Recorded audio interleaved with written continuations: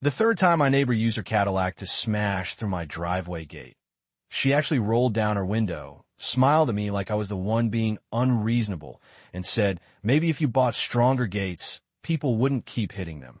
I stood there holding a broken cedar hinge in one hand, staring at 40 feet of splintered wood across my driveway, and I remember thinking something real simple. All right then, you want stronger? I could do stronger. My name's Adrian Castillo. I'm 46 years old, structural engineer, spent almost 2 decades designing impact-resistant entry systems and reinforced framing for commercial buildings all over Arizona. Stadiums, warehouses, hospitals, gated facilities. If it needed to stay standing under pressure, chances are I've spent time calculating how. Which honestly made the whole thing feel even more ridiculous. Because I wasn't living in some luxury neighborhood with private security and valet parking. I lived in Willow Creek Heights outside Mesa, a quiet HOA community with 48 homes, mostly families and retirees. My place was one of the older houses on the corner, a single-story ranch built in the late 70s. Tan brick, mesquite tree out front, a modest driveway with a cedar gate I built myself a few years back. Nothing fancy, but it was mine, and I liked it exactly the way it was. 5 houses down lived Vanessa Holloway. Early 60s, always perfectly dressed, always hosting something, always surrounded by people who laughed a little too hard at whatever she said. Her house looked like a resort brochure. Giant stucco place with columns. A fountain imported from Italy according to Vanessa, because she mentioned it constantly, and a circular driveway she somehow still insisted wasn't enough parking for her events. We weren't enemies. Not first. We were neighborhood polite, way from a distance. Short conversations at HOA meetings. That kind of thing. But Vanessa had one habit that drove people nuts. She treated shared community space like it belonged to her and private property like it was negotiable. First incident happened in April. Saturday afternoon. She was hosting one of those garden brunches with matching umbrellas and catered trays and about 20 guests wandering around with glasses of white wine. I was in my garage reorganizing tools when I heard tires spin and would crack hard enough to echo. I stepped outside and saw Vanessa's black Escalade halfway through my cedar gate. The whole left panel was hanging sideways. Hinges ripped clean out. She'd driven straight through it like it wasn't even there. Then she parked in my driveway, and within 5 minutes 6 of her guests followed behind her. Just filled my entire driveway like it was overflow valet. I walked down there and said, "Vanessa, what exactly are you doing?" She barely looked at me, just adjusted her sunglasses, and said, "My driveway's full, and your gate was blocking access." I actually laughed because I thought she had to be joking. It's a private driveway. She shrugged. The HOA can reimburse you. Then she turned and started greeting another guest while I stood there, trying not to lose my temper. That gate cost me $1,200 and most of my Sunday to rebuild. I figure it was a one-time thing. People do dumb stuff when they're distracted. Then 2 weeks later, she hosted a pool party. 25 guests. Loud music. Kids running everywhere. I heard the same sound. Tires, impact, cedar exploding. Walked outside, and there she was again, bumper through the replacement gate like she was entering a hotel drop-off lane. I said, "You did this again?" She gave me this irritated look like I was interrupting her day. "Adrian, there's nowhere else to park." I said, "Then tell your guests not to come." She laughed. Actually laughed. "Don't be dramatic." Second gate gone. Another $1,200. At that point, neighbors started noticing. My friend Colin from across the street came over that evening holding a beer and stared at the damage. He just said, "You gonna report this?" I nodded. HOA board did absolutely nothing. Vanessa knew half of them socially. Everyone danced around it. Said they'd review parking policies. Nothing happened. Then week 4 she hosted book club. And I swear when I heard her engine coming down the street, I already knew. I stepped outside in time to watch her accelerate straight toward the cedar gate. Boom! Wood shattered. Gata folded inward. Guests parked behind her like this was normal behavior. I walked up and said, "Vanessa, enough." Her expression changed then. More annoyed than angry. "Adrian, your gates are weak. That's not my problem." She stepped out, handed keys to a guest, and walked off toward her front yard carrying a tray of pastries like she hadn't just destroyed property for the third time in 6 weeks. Total damage, $3,600. I cleaned up broken cedar till sunset. Every splinter felt personal by then, not because of the money, because she genuinely believed she could do it. Like if she smiled and talked confidently enough, reality would rearrange itself for her convenience. That night, I sat in my garage with a yellow legal pad, measuring tape beside me, and started sketching. Steel tubing, reinforced frame, concrete footings, load resistance, hinge distribution, impact absorption, my favorite kind of math. And I'll be honest, somewhere around midnight, while calculating force thresholds and material weight, I smiled. Because Vanessa Holloway thought she had a parking problem. She had no idea she'd just handed a structural engineer a reason to get creative.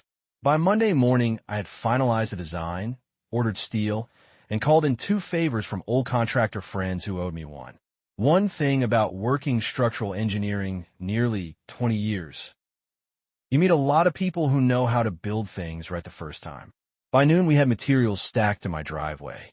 Square steel tubing, 1/4-inch plate reinforcement, industrial hinges rated far beyond anything a residential gate would ever need, and 4 steel-reinforced concrete bollards going 4 feet into the ground.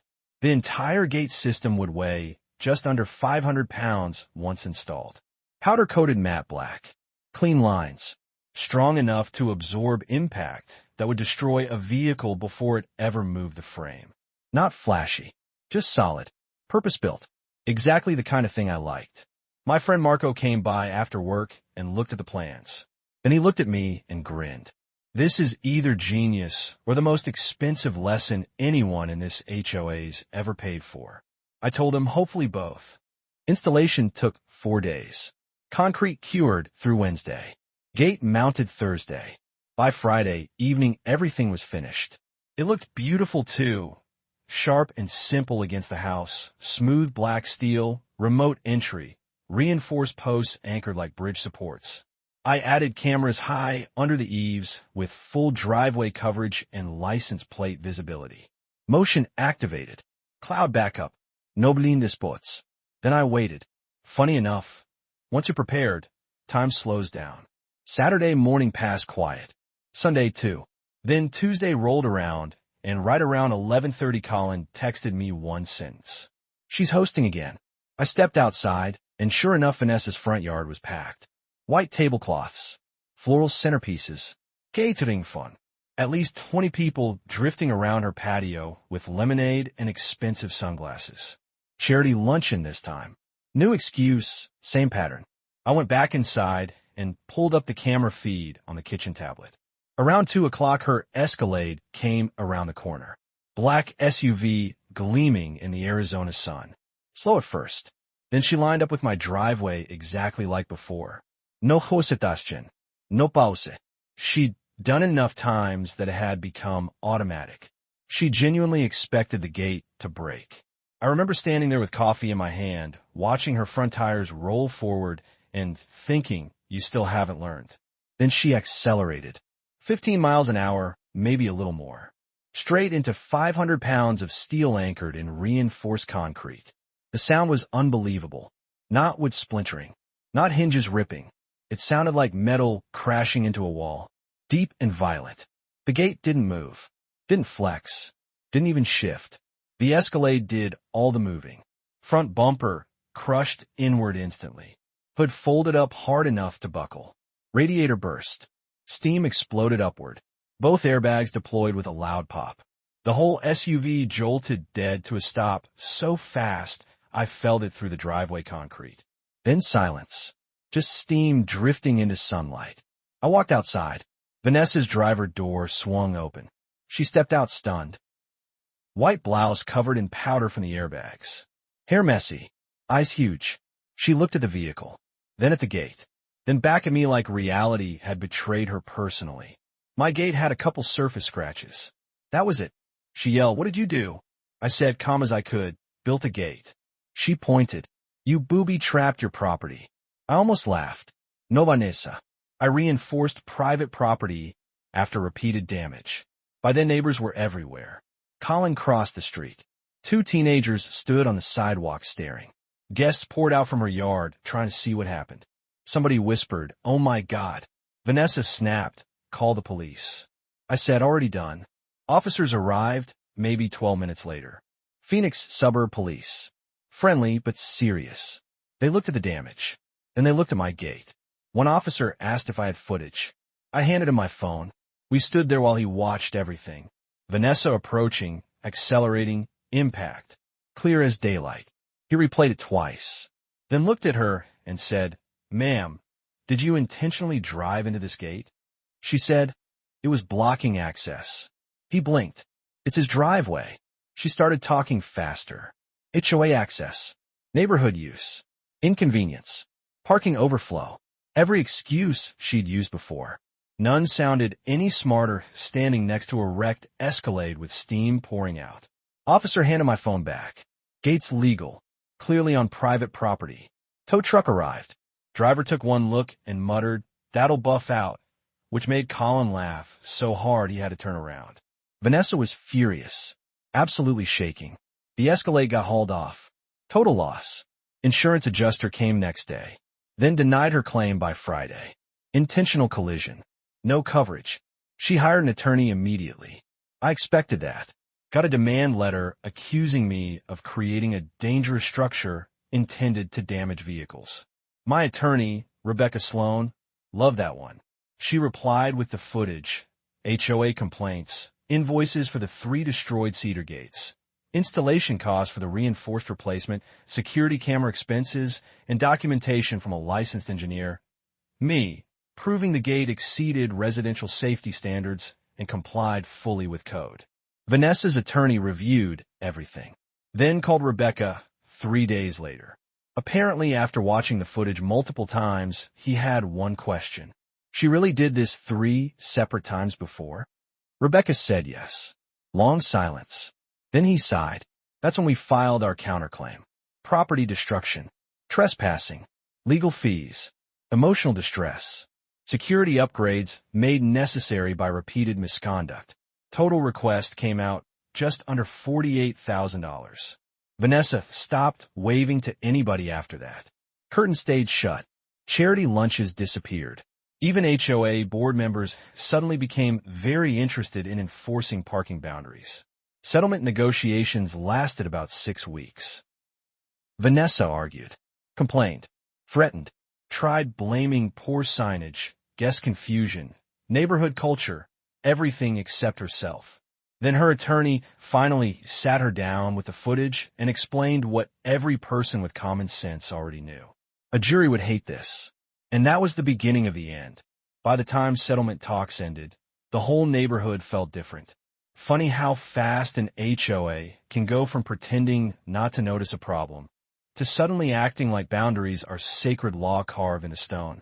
People who barely looked up before started slowing down when they passed my place. Neighbors waved more. Nobody parked near my driveway anymore. Even delivery drivers somehow managed to read the address perfectly the first try. Word gets around quick when a luxury SUV loses a fight with a gate. Rebecca called me late Thursday afternoon and said, "It's done." I leaned back in the kitchen chair and asked, "How done?" She laughed. "Very done." Vanessa agreed to the full payment. $48,000. Wire transfer within 60 days. Written acknowledgement of repeated trespassing. Permanent no-access agreement prohibiting her, her guests, or anyone acting on her behalf from entering my driveway without permission.